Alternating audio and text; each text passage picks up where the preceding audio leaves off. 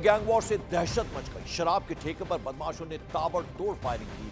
बदमाशों ने 5 लोगों को गोली मारी है। इनमें से 3 लोगों की मौत हो गई है। राहुल बाबा गैंग ने इस हत्या की जिम्मेदारी ली है। आपको बता दें, इस गोलीबारी में 3 लोगों की मौत होगी, जबकि 2 घायल बताए जा रहे हैं। आपसी रंजिश इसके पीछे बताई जा रही है। और जो अब तक जानकारी मिली है, बदमाशों ने ताबड़तोड़ शराब के ठेके पर फायरिंग की। और हरियाणा के रोहतक में ये गैंग वॉर सामने आया है, जहां अब दहशत है। उसके बाद से बदमाशों ने शराब के ठेके पर ताबड़तोड़ फायरिंग की और 5 लोगों को गोली मारी गई, जिनमें से 3 लोगों की मौत हो गई है, जबकि 2 लोगों को अस्पताल में इलाज के लिए भर्ती कराया गया है, जो बुरी तरह से घायल हुए हैं। और राहुल बाबा गैंग इसके पीछे बताया जा रहा है, उसने हत्या की जिम्मेदारी ली है। मैंने भी अभी मौके का निरीक्षण किया है। यहाँ पर अभी क्लियर नहीं है कितने लोग फायरिंग करने आए थे, लेकिन हाँ 3 से 4 लोग बताए जा रहे हैं कि फायरिंग करने आए थे। और उनका क्या नाम है और क्या उनका उद्देश्य है, वो सारी उसके बारे में अभी पड़ताल की जा रही है। और सारी पुलिस अलर्ट है इस समय, और हम कोशिश करेंगे कि जल्दी से जल्दी शूटर्स को हम पकड़ें भी, और इनका हम सख्त से सख्त कार्रवाई कानून के तहत करें। सर, मरने वाले कहाँ से? अभी देखना बाकी है, तो भी बहुत प्राथमिक जानकारी आ रही है, तो अभी कंप्लीट जानकारी जैसी आएगी आपको शेयर करेंगे। और हरियाणा के रोहतक में जहां ये घटना हुई है, वहां ग्राउंड जीरो से हमारे सहयोगी धीरेन्द्र चौधरी हमारे से जुड़ रहे हैं। धीरेन्द्र, क्या अपडेट मिल पाया है? ये जिन्होंने गोलीबारी की है, इनके बारे में क्या इंफॉर्मेशन पुलिस अब तक जुटा पाई है? और कहा जा रहा है कि 5 लोगों पर गोलियां बरसाई गई, 3 की मौत हो चुकी।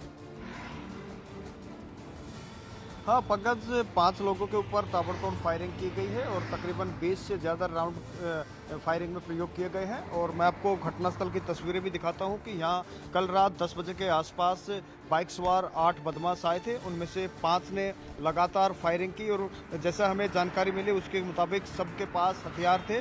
और मौके पर ही 3 लोगों की मौत हो गई और 2 गंभीर रूप से घायल हो गए। जो घायल है उनको रोहतक में ही मेडिकल में एडमिट कराया गया है, जहाँ उनकी हालत काफ़ी नाजुक है। जहाँ तक इस गैंगवार के ताल्लुक की बात है, पुलिस का कहना है कि हम तफ्तीश से इस पूरे मामले की जांच कर रहे हैं। और जो इनपुट्स मिले हैं, क्योंकि इस घटना के तुरंत बाद सोशल मीडिया पे राहुल बाबा नाम के एक गैंगस्टर का मैसेज आया था, वीडियो आई थी। उसने कहा कि ये सब मैंने कराया है क्योंकि मैंने बदला लिया है, क्योंकि मैं रोहतक का असली जो कहते हैं कि बदमाश अपने आप को, उसने इस तरह की कोशिश की है कि एक दहशत फैलाने की। क्योंकि जो हमें जानकारी मिली है, राहुल बाबा पर पिछले साल दिसंबर 2023 में रोहतक जेल के अंदर हमला भी हुआ था, और उस हमले का जिम्मेदार सुमित उर्फ पलोट्रा को माना गया था। सुमित उर्फ पलोट्रा का भाई अमित, जो कल 3 लोग मारे गए हैं, उनमें एक शामिल है। तो कहीं ना कहीं गैंगवार से इस पूरे मामले को जोड़कर बिल्कुल, तो गैंगवार से इस पूरी घटना को जोड़ा जा सकता है, जैसे कि हमारे सहयोगी धीरेन्द्र बता रहे थे। बहुत बहुत शुक्रिया आपका